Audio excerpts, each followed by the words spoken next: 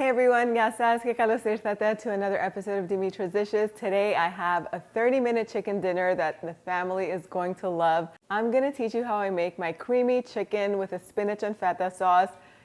So easy, it's on the table in 30 minutes and I promise you, you're going to make this over and over again because everyone's going to ask for it. Let's get started. Okay, we're going to begin with the chicken. So you're going to need between 4 to 6 chicken breasts that are boneless and skinless. You can use boneless, skinless chicken thigh meat for this too if you like it a little bit juicier.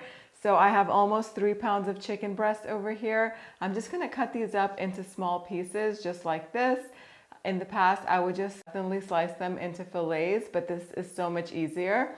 So cut them up, and if your cutting board is big enough, you can leave them on the cutting board, spread them out into one even layer, or you can transfer them into a big bowl to season them. So we're gonna season them with some salt and freshly cracked black pepper, 1/2 to 1 teaspoon of ground cumin powder, some dried oregano, about 1/4 to 1/2 teaspoon of paprika, and then I'm just going to sprinkle this with flour on both sides. Toss this all together. Make sure that both sides are seasoned well so that way the chicken has lots of flavor.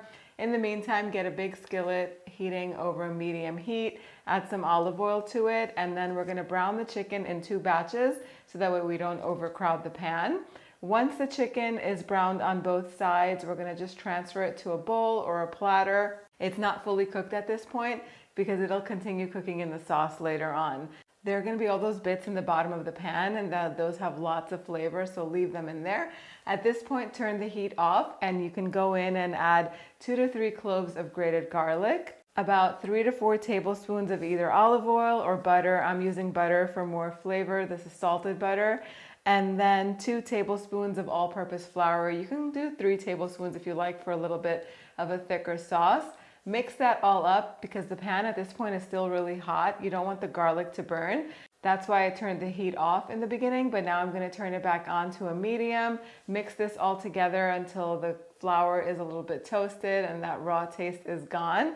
And then we're going to go in with a cup of chicken broth, 1.5 cups of whole milk, and season it lightly with a little bit of salt and pepper. We also added lots of crushed red pepper flakes. Mix it all up so that way all of the bits that are stuck to the bottom of the pan, they're going to release at this point. Get that mixture nice and hot. And then we're going to go in with spinach leaves. I have 1 pound of baby spinach leaves here. I'm just going to put them in, and it looks like a lot, but they're going to wilt down to very little once they're wilted. Season them with a little bit of salt and pepper, and as soon as the spinach has wilted, then we're going to add the remaining ingredients. It looks like the sauce is a little bit too thick for my liking, so I'll add about 1/2 cup of chicken broth to it. You can add more if you like. If you want a thinner sauce, you can definitely add more. And then I'm going to add all of the chicken back to the pan with all of its juices. I have 1/2 pound of feta cheese here. I'm just going to crumble it into the pot. And then I also like to swirl in a little bit of heavy cream for some richness. You could do about 1/2 cup or 1 full cup if you like. Heat this all up until it simmers and then keep the heat on low and let the chicken cook through in the sauce for about 7 minutes until the sauce thickens again and until the chicken is fully cooked. You'll know that the chicken is fully cooked if you insert an instant read thermometer. It should register 165 degrees Fahrenheit. I'm not even going to check because I know that chicken breast doesn't take that long, and after 7 minutes it'll be fully cooked and still juicy. Give the sauce a taste at this point and see if it needs more salt or pepper or anything else, and that's it. It's ready to serve. And just like that, the creamy chicken with spinach and feta is ready.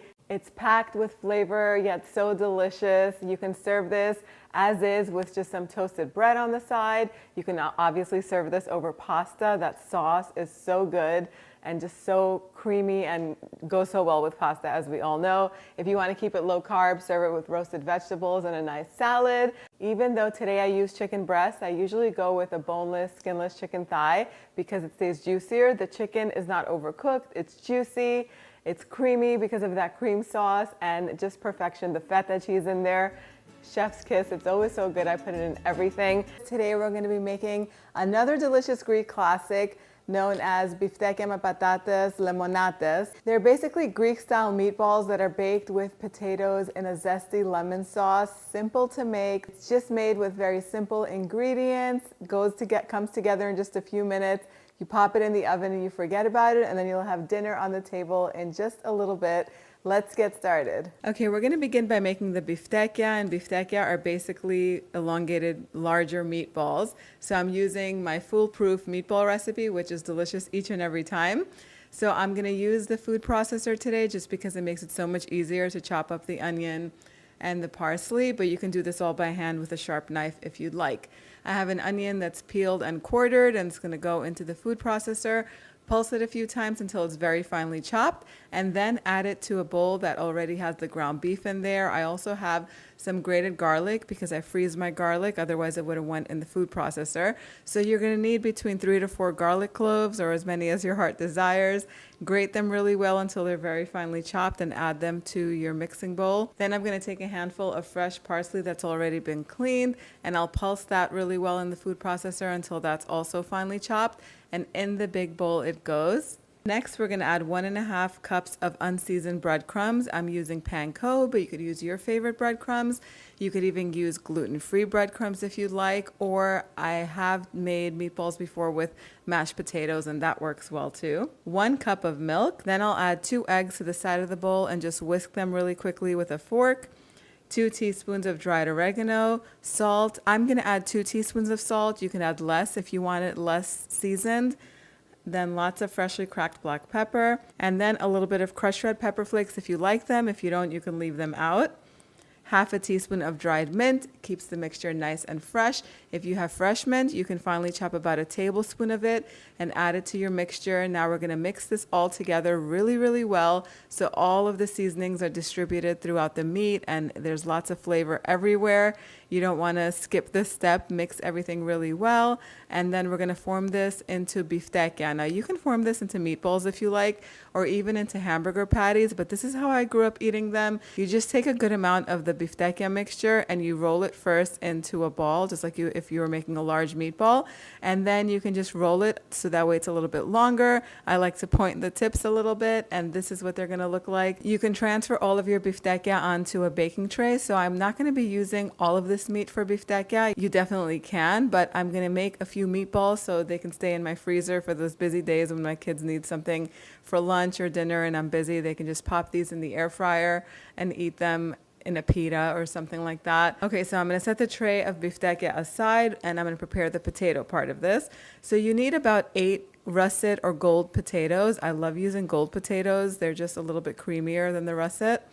Peel them, and then you can just quarter them into wedges, just like I have over here. You can transfer them into a 9 by 13 inch baking pan while we make the little dressing that's going to go on top of them. So in a little pitcher, I'm going to add about 1/4 cup of olive oil. I freshly juiced lemons. Always use fresh lemon juice. Never buy the stuff that's in the can or the jar or in the container at the grocery store. It just tastes awful. Fresh lemon juice is best. And we're going to start off with 1/4 cup. I don't really measure. I like my lemony potatoes very lemony, but you add as much as you like. Then a tablespoon of mustard. I like using Dijon mustard. I know some people are not fans of mustard, so you can just leave it out. It's up to you. It just deepens the flavor and just makes it taste better. Whisk that all up and pour it over the potatoes. Then I'll add about 2 cups of water over the potatoes. You want to make sure that they're covered so that way they cook evenly in the oven. And now we're going to season with some salt, some freshly cracked black pepper, dried oregano, about 2 teaspoons, a little bit of crushed red pepper flakes, and 1/4 teaspoon of ground cumin powder. Now, instead of the water, if you want even more flavor, you can go with chicken broth. So mix the potatoes up so that way they're all seasoned properly, and then we're going to take the biftekia that we formed and place them on top of the potatoes. Cover it with foil, and this is going to bake at 400 degrees Fahrenheit for 40 minutes, covered, and then uncover it, and then put the tray back in the oven and let it bake for another about 40 minutes or until the potatoes are fork tender and the biftekia gets some beautiful color on top. Once the tray comes out of the oven, you're going to see that there's still lots of broth in there. The potatoes are going to soak that up in no time. So now all we have to do is garnish this with some freshly chopped parsley and it's ready to serve. And that's it. Our lemony biftekia me patatas are ready. Once they come out of the oven, just check the potatoes. They should be fork tender, which basically means that when you insert a fork into it, it goes in easily. If they're still hard in the center and the biftekia got too much color on them, you could cover the dish back with foil and pop it in the oven for another 15-20 minutes or until the potatoes are fully cooked. You're going to notice that as soon as it comes out of the oven, there's going to be plenty of sauce, plenty of broth in there. And then you're going to notice that after about 20 minutes, the potatoes soak most of it up. So if you don't like too much broth and you want it less brothy, don't worry. Just wait a little bit before you serve it, and then you'll see that it's just at the perfect consistency. They smell so good. Time for the taste test. And you know I like to mash my potatoes.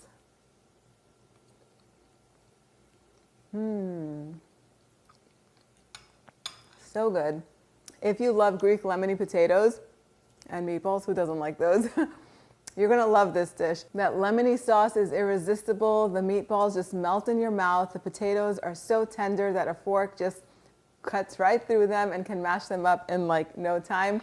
Today we're gonna be making cherry cheesecake turnovers. We're gonna make a cherry filling that's super simple to make. We're gonna make a little cheesecake filling that's also very easy to do. And we're gonna wrap them all up in flaky, buttery puff pastry. Let's get started. So we're gonna begin by making the cherry filling, and you can definitely use fresh cherries. It's summertime right now here in Houston when I'm making these puff pastry turnovers, so cherries are in season, but I'm gonna go with frozen cherries just because they're such a time saver. Taking out the pits is really time consuming, and if I didn't have frozen cherries, I definitely would use fresh ones, but frozen works perfectly. You don't have to thaw them out. You're gonna put 5 cups of frozen cherries in a pot. That's about 765 grams. Next, we're gonna add the juice of half of a lemon, 3/4 of a cup of granulated sugar. Then you're gonna add half a cup of water and 4 tablespoons of cornstarch. Mix everything up and let it start cooking over medium heat. Once the mixture starts to thicken, it's ready. Now, I went with 4 heaping tablespoons of cornstarch, and that was a little bit too much, so the filling got really thick really fast. So the way to fix that is you just add a little bit of water to it until it gets to the consistency that's correct, where it's still thick, not runny, but it's not like goopy, if you know what I mean. Take it off of the heat, and then you're gonna go ahead and add a teaspoon of pure almond extract to it. Make sure you're using pure almond extract because artificial almond extract is not the flavor that we're going for. That just doesn't taste good at all. Take the pie filling off of the heat and let it come to room temperature. You can do this step a day or 2 or even 3 ahead of time and keep the cherry pie filling refrigerated.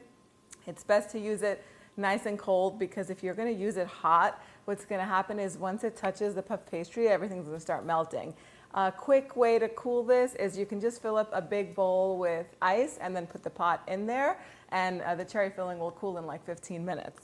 Next, we're going to move on and we're going to make the cream cheese filling or the cheesecake filling, which is so easy to make. We're going to put 8 ounces of room temperature cream cheese in a bowl with a 1/4 cup of granulated sugar, a little splash of pure vanilla extract, about half a teaspoon or so, and 1 egg. Go ahead and whisk the egg on the side of the bowl and mix everything all together. Now, it is a good idea to take out a hand mixer for this. It's going to make a really smooth filling. I went ahead and I just used a fork and then I switched to a little whisk, and the filling is a little bit grainy, but it's still going to taste good, so I'm just going to keep it as is because I just don't feel like taking out my mixer. Next, we're going to put it all together. So I have 2 sheets of puff pastry. I like to buy my puff pastry at the restaurant supply store because they sell these large sheets that are the equivalent of the 2 sheets that are already sold in the supermarkets. You know, those Pepperidge Farm ones that are rolled up and you get 2 sheets. If you're using those, you're going to need 2 boxes of those or 4 sheets. But if you're using these beautiful large puff pastry sheets that are sold in restaurant supply stores, you're just going to need 2. We're going to cut the sheets into 5-inch squares. So just take your squares and put them on a work surface and put 1 tablespoon of the cream cheese filling in the center. Then add a heaping tablespoon of the cherry pie filling on top. Go ahead and gather the ends together and seal them. You can press them down, or you should press them down with the tines of a fork just to seal everything nice and tight. Resist the urge to overfill these because if you overfill them, you won't be able to seal them. Everything's going to start oozing out. I've done that before, and then you're just going to have a mess on your hands.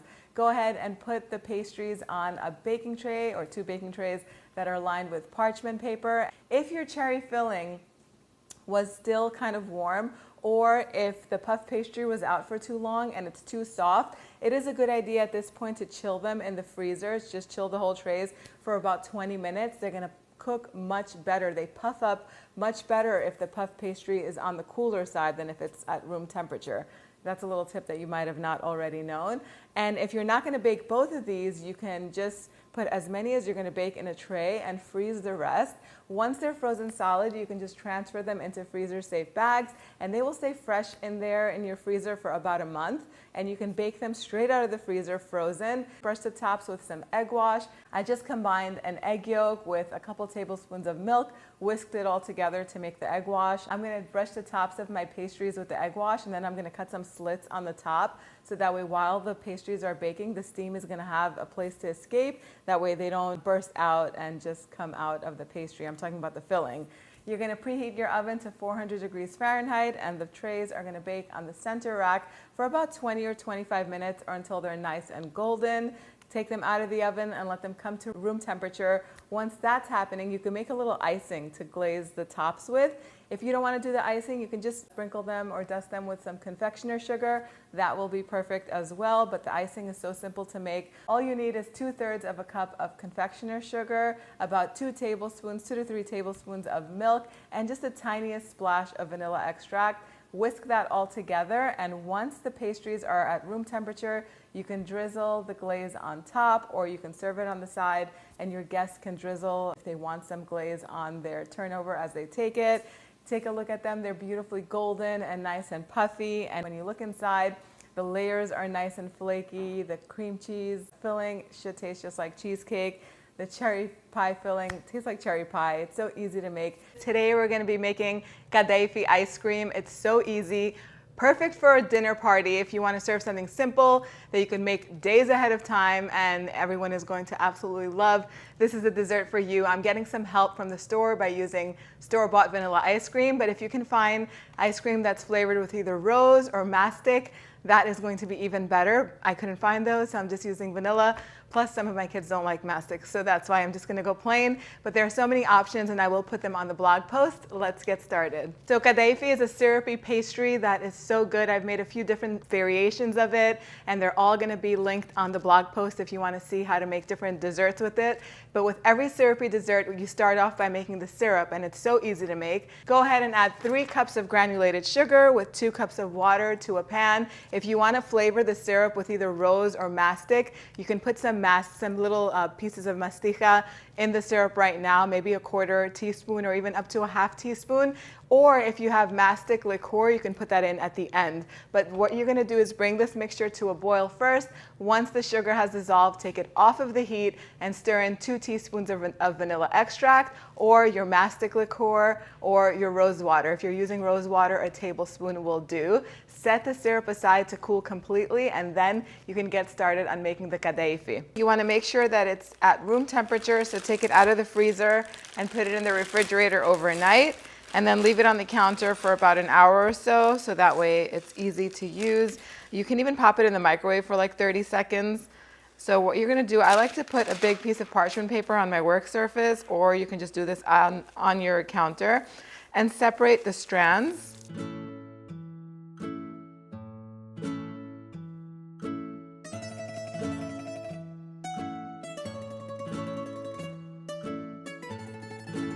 And then take a 9 by 13 inch baking dish and just put all of the Kadifi strands in here. And I've melted 1/2 pound of butter.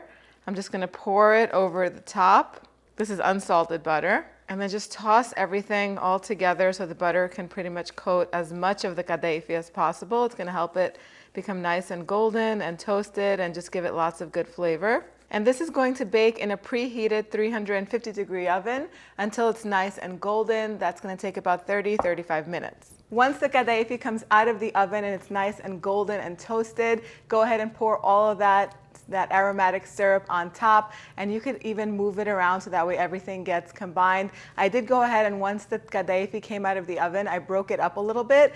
It's much easier to break up before the syrup is added to it. Let it come to room temperature and then pop it in your freezer, or if you're making this ahead of time, put it in your refrigerator and let it cool completely. You want it to be totally cool before it goes into the ice cream, otherwise it'll start melting it, right?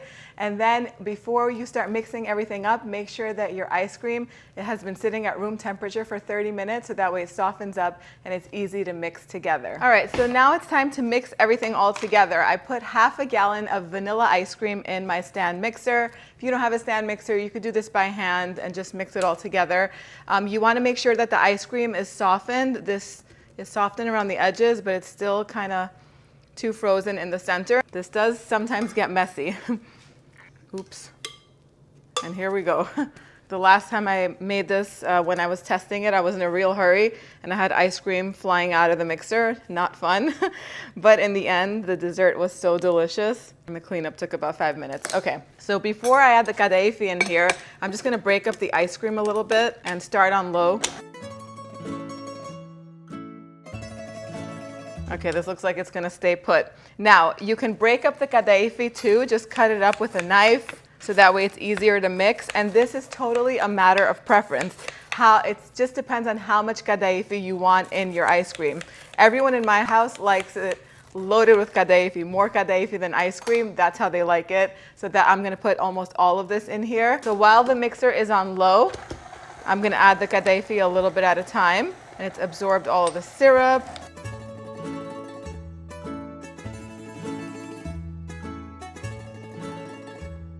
Okay, I'm gonna put all of it in minus this little bit that I put in this plate because I feel like that's too much and I could leave this for garnish for later on. And the ice cream is starting to melt, but don't worry, we're gonna put this back in the freezer and everything is gonna come together beautifully.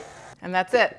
I'm just gonna transfer it right back into the same baking dish that it was baked in, but if you wanna put it in ice cream containers, if you have those, it's probably gonna fill 2 or 3 up. You can do that. But I find that it's really easy to serve out of here, and why wash this? But if you're gonna keep this in your freezer for a while, I would not freeze a ceramic baking dish like this. They tend to be expensive and they could crack in the freezer. So put it in something that's plastic or freezer safe, that would be better. I have also ground up some salted pistachios. I'm gonna sprinkle those on top. If you don't like pistachios, just leave them out, leave this plain. This is not traditionally served with pistachios in Greece.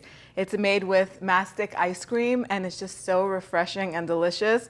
But this is a great combination. So I'm gonna pop this back into my freezer so it could set a little bit and harden while I clean everything up. This should be frozen for at least 30 minutes or an hour or however you like it. If you like it soft, serve it straight away right now, but it's kind of mushy and melted for me.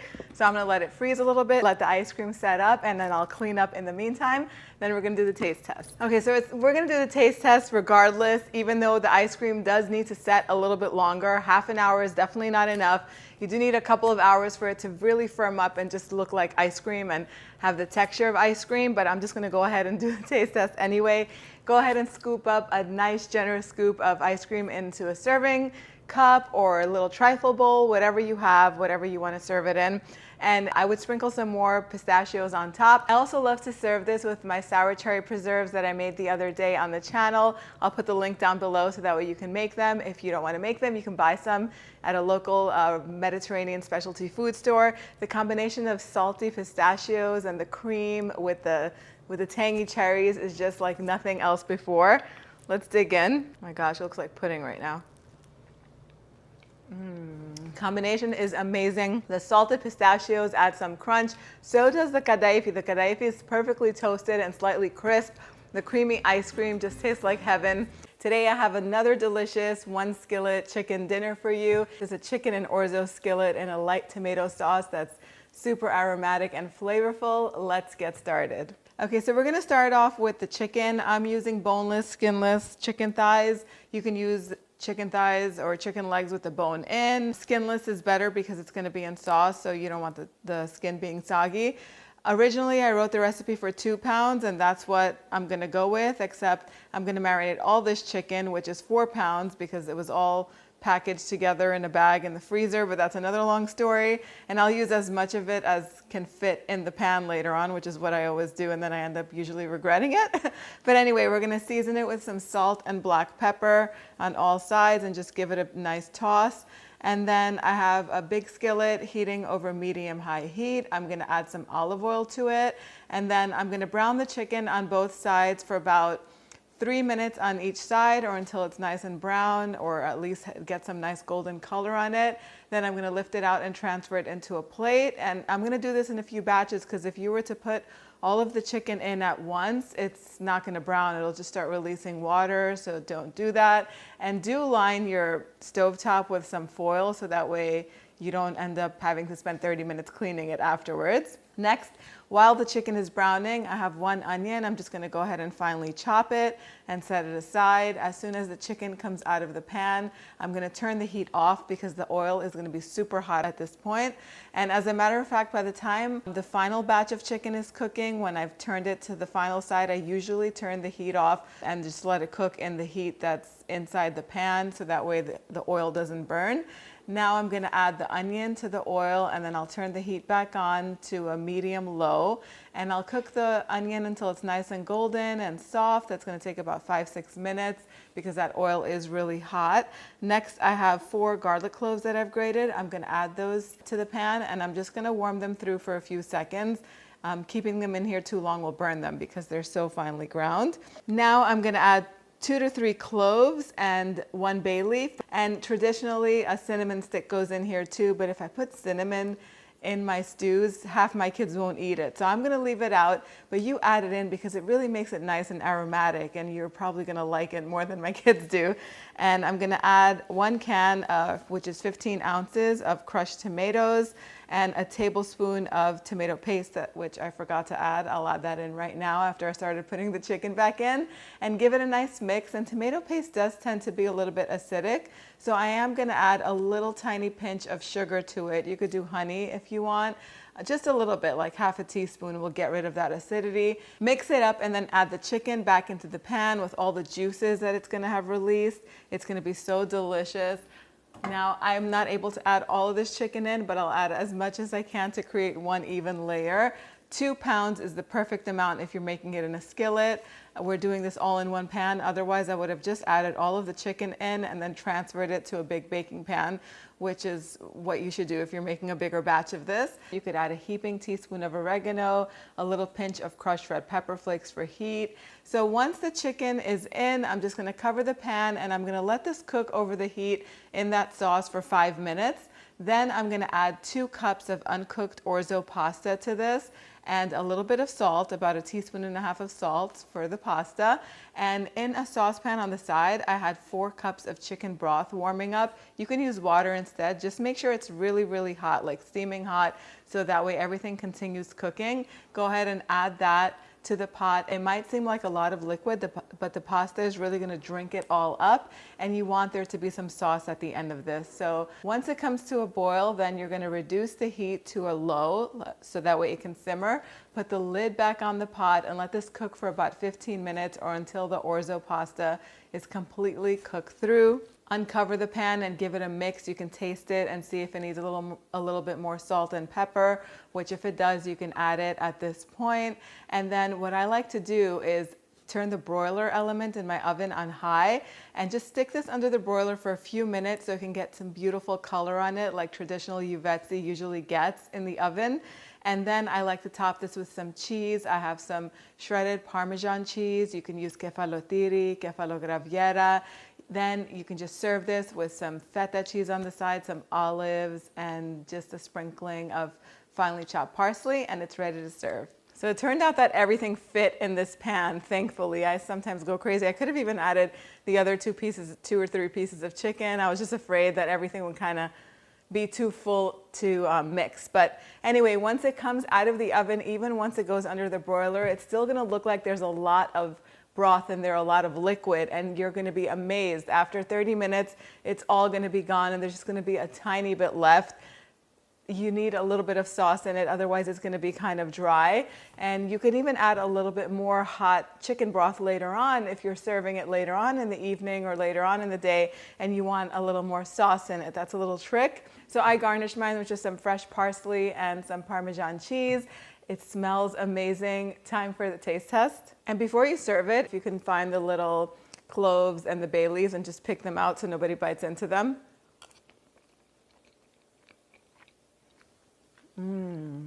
That is such a homey and comforting food. The kids are gonna love this, adults are gonna love it.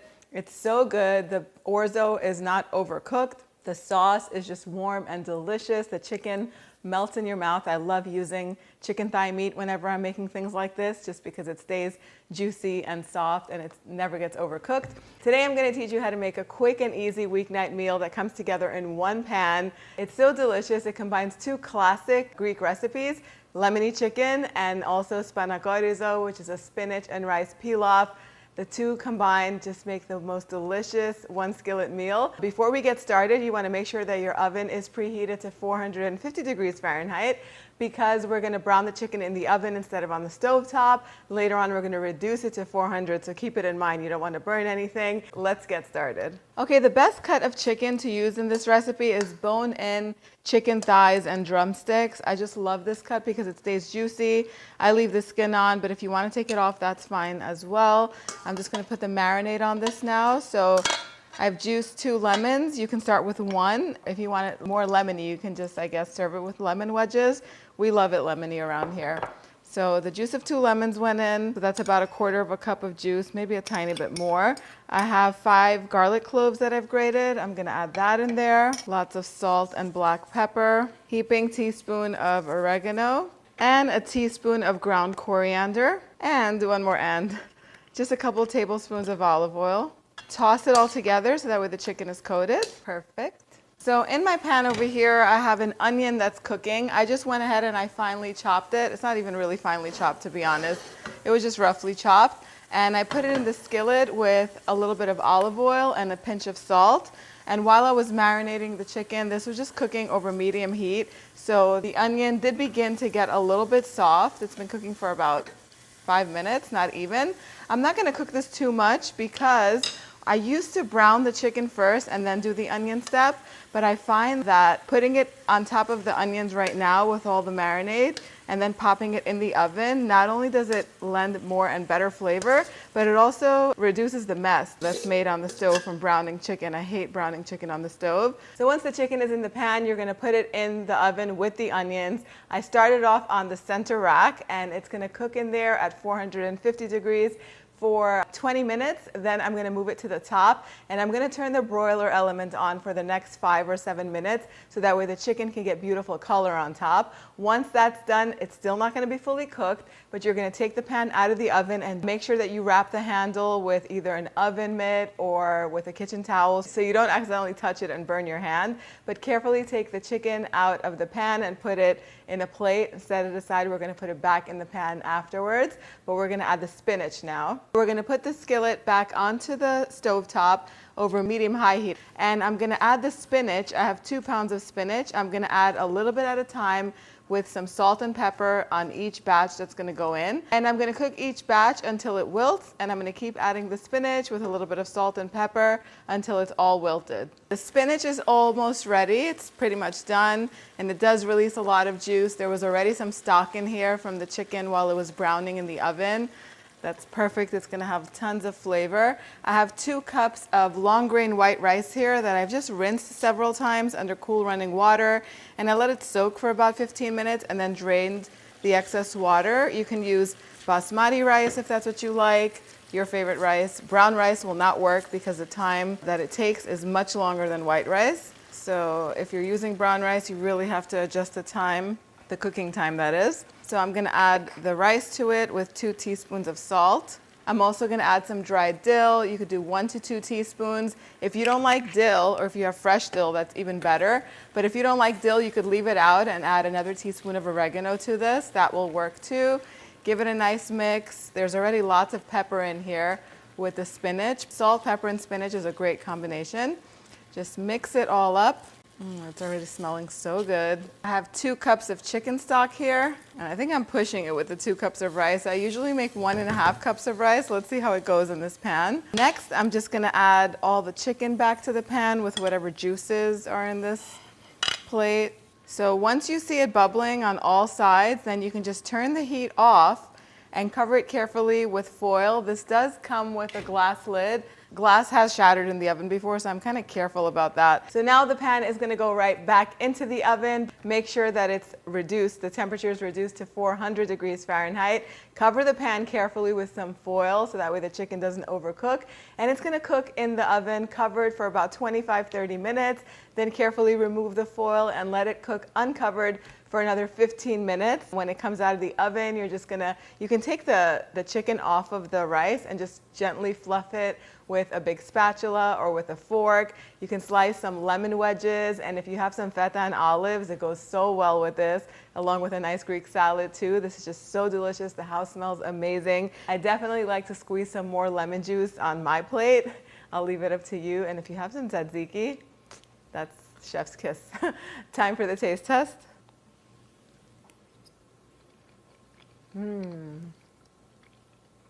Oh my goodness. That rice almost becomes creamy.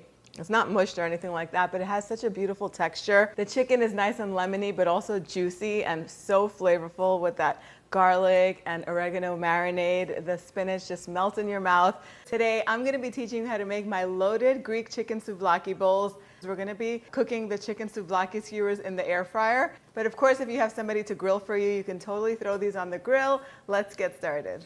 Okay, so we're gonna begin with the chicken. We're just gonna marinate it really well. And I'm using chicken thighs, boneless, skinless chicken thighs here because they stay so juicy. Even if you overcook them by a little bit, they'll still be juicy. So you can definitely substitute chicken breast, but you have to watch it very carefully when you're cooking it. So I'm doubling this recipe because these taste so good the next day. They're perfect for taking to work, for lunch and things like that. So I have 4.5 pounds of boneless, skinless chicken thigh meat here.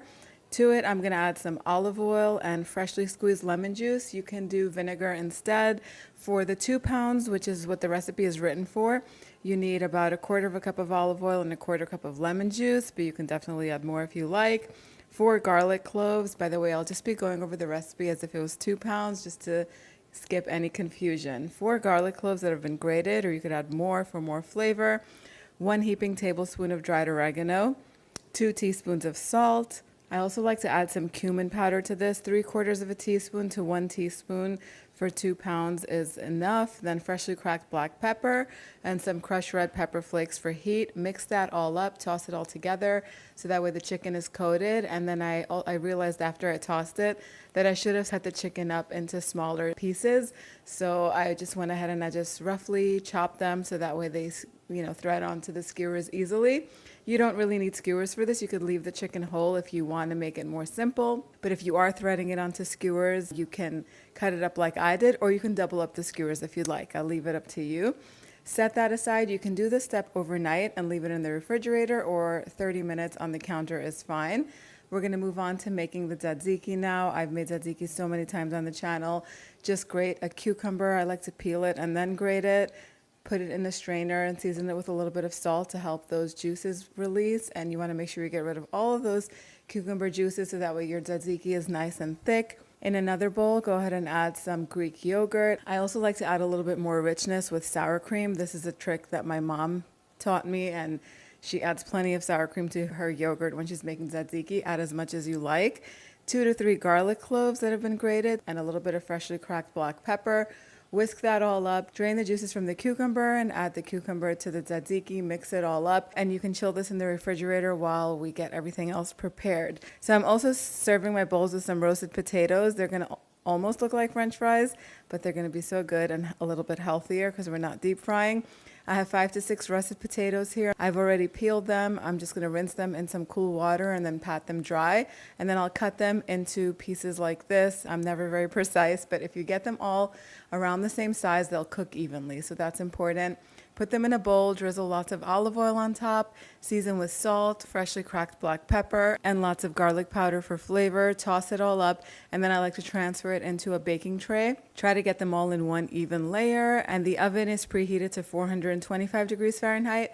This is going to bake on the center rack for about 35 to 40 minutes or until they're golden and crisp all around and tender in the center. Try not to move them around. I don't even flip them over while they're baking because potatoes, while they're roasting, they tend to stick to the pan, and if you try to mess with them, you'll break them up. So I mix them up after they've sat at room temperature for like 10 minutes, and they release really easily from the pan.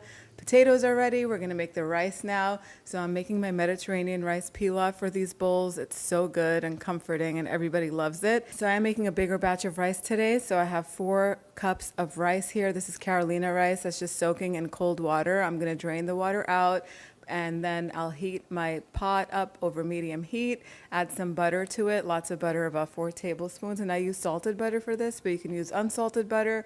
You can even use olive oil. And then these vermicelli noodles, also known as feta, I love to add these to my pilaf. I'm gonna add them to the pot and just toast them in the butter until they're nice and golden. That just takes a few minutes, so keep an eye on them.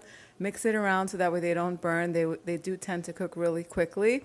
I'll add the rice that's been drained to the noodles. A little bit of fresh lemon juice, about 1/4 cup for all this rice is perfect. You could add more or less. I'll leave it up to you.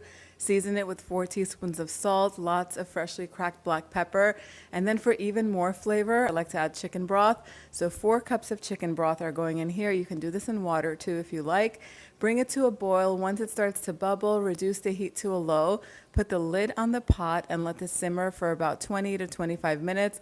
Fluff the rice up, and that's it. The rice is also ready. Now it's time to cook our chicken. So before we do that, I'm going to cut up the veggies that are going to go with it. So today I'm going to be using some zucchini, red onions, and bell peppers. You can mix it up to use your favorite veggies for this. You can just do onions and bell peppers. You could add some tomatoes in here if you like.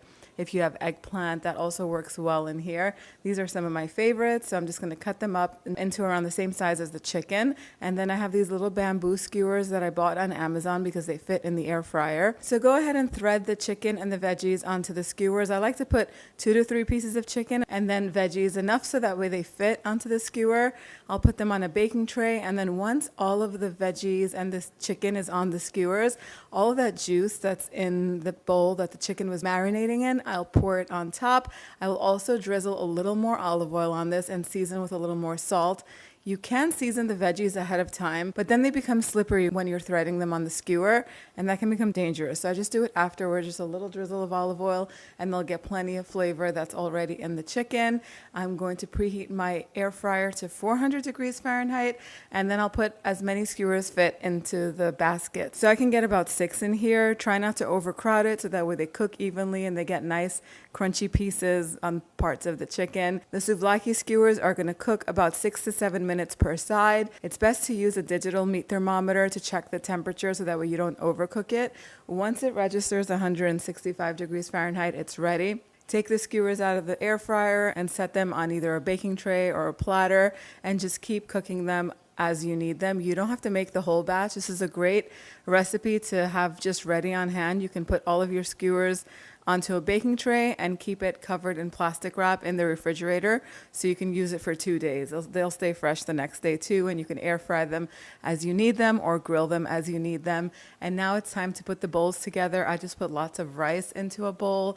I'll put some chicken skewers on top of the rice right there on the side. Lots of those roasted potatoes and that creamy tzatziki on the side. I also like to squeeze some lemon juice on top because it adds some more freshness. If I had parsley chopped up, I'd sprinkle some parsley on top, and it's ready to serve. Okay, so they're ready and everything smells so good. It's so comforting. I love this smell. It takes me back to my childhood. The chicken is so juicy. Let me taste it because everything smells so good. And the vegetables are perfectly cooked. Literally, they take about 15 minutes in the air fryer. Can't beat that. Oh my goodness. That rice is lemony and fresh and buttery. The chicken is moist. I love grilled zucchini. Of course, if you like tomatoes, you can throw some tomatoes on the skewers. I said eggplant before. Mushrooms are really good too. Halloumi cheese. If you want to do some vegetable skewers, instead of threading them with the chicken, if you want to do just separate veggie skewers, thread them with halloumi cheese, and you're going to thank me. So good.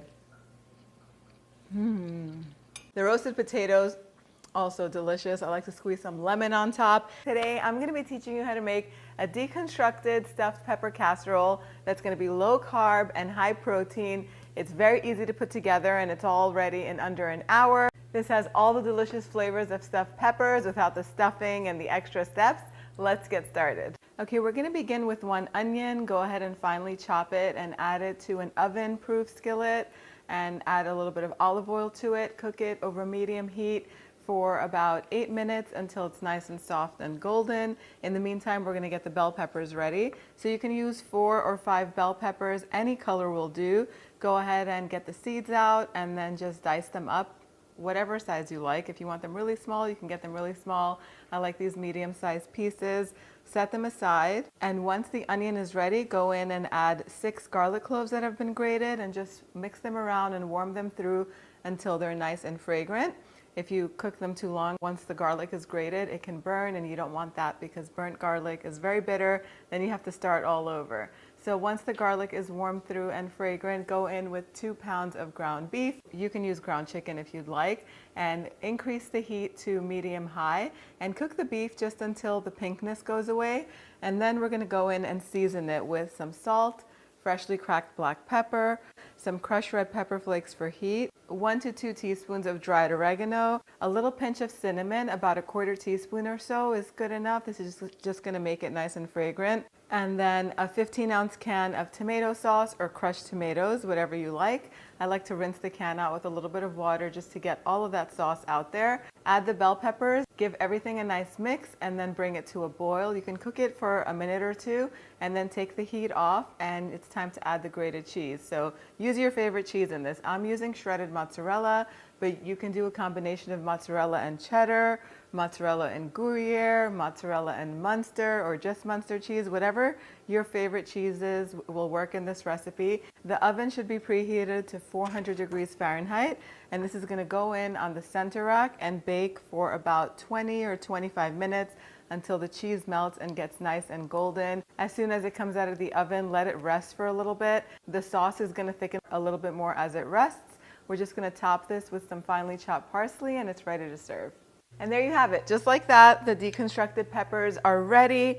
They smell so good. Now you can serve these as is, or you can stir some chickpeas into this or your favorite beans before they go into the oven for added protein. If you're keeping it low carb, then you could leave the beans out and just serve these with cauliflower rice or low carb pasta and your favorite salad, and a meal is going to be ready on the table in no time. You could even turn these into lettuce wraps or cabbage wraps. There's so many options. Let's do the taste test. So good, comforting, hearty, and delicious.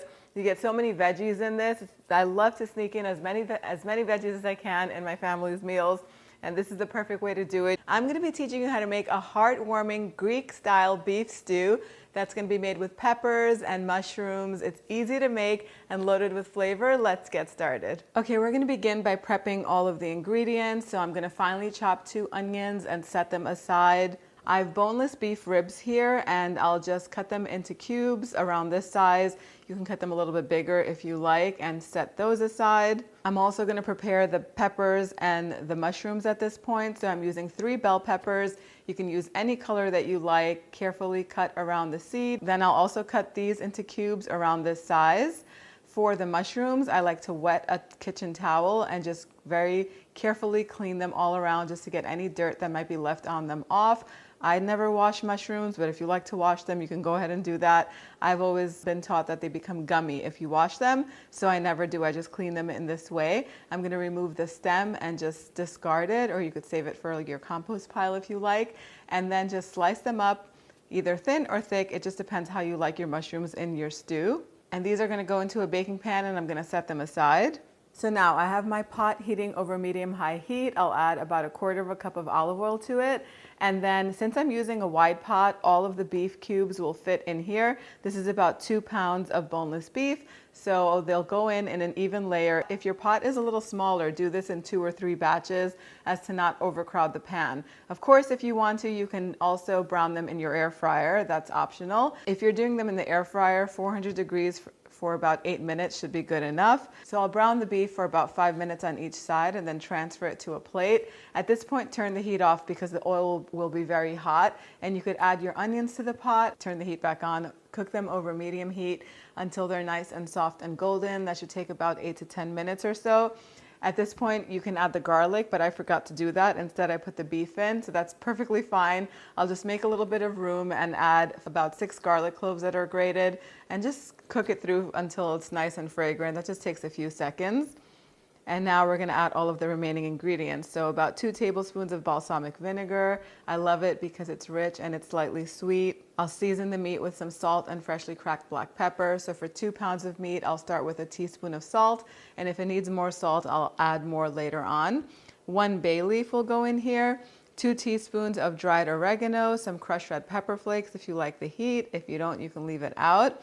And then a 15-ounce can or 425 grams can of tomatoes. You can use crushed tomatoes for this or a tomato sauce. I'm using a tomato sauce that the only other ingredients in it is a little bit of salt, and I know they put a little bit of sugar in here, so I will leave the sugar out today, but anytime I'm using canned tomatoes, I like to add either a little bit of sugar or a little bit of honey because they are acidic and you do need a little bit of sweetness in here to offset that. I'm also going to pour in enough water to cover all of the meat, give everything a nice mix, and then let it come to a boil. Once it comes to a boil, reduce the heat to low, cover the pot, and let this cook low and slow for about an hour and a half or until the meat is really nice and tender. While that's happening, you can preheat your oven to 500 degrees Fahrenheit. Put the pan of mushrooms and bell peppers on the top rack for 10 minutes, and then you can turn the broiler element on high for about 2 to 3 minutes so that way they can get nice color on them. Take them out and set them aside. Once the meat is nice and tender and the sauce is really nice and thick, you can taste the sauce and adjust the seasoning. You could add some more salt and pepper if you'd like.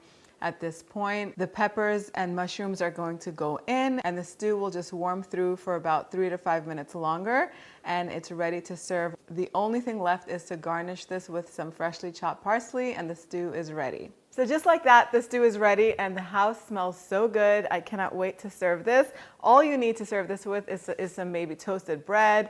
You can serve this over mashed potatoes. If you want to serve this with like a Mediterranean rice, a green salad just to freshen and lighten everything up. I have a delicious green marullo salata recipe, which is basically a Greek green lettuce salad with herbs and a nice bright vinaigrette. It would go perfectly with this. Let's do the taste test. So the meat is really soft, and I want to make sure I get a mushroom and a pepper. Perfection. The mushrooms cooked perfectly in the oven, as did the peppers. Nothing is mushy or falling apart or soggy. The stew is the perfect consistency, and it's so warm and just comforting. I think you guys are going to really like this. If you're not a fan of mushrooms, you can just leave them out. You can substitute in your favorite veggies in this or just leave it with the peppers, just like that. Potatoes would also be really great in this. So give this recipe a try. You can print it out on the website, dimitrasdishes.com. Let me know what you guys think in the comment section down below. Thank you so much for spending time with me today. I'll see you all next time. Yes, yes.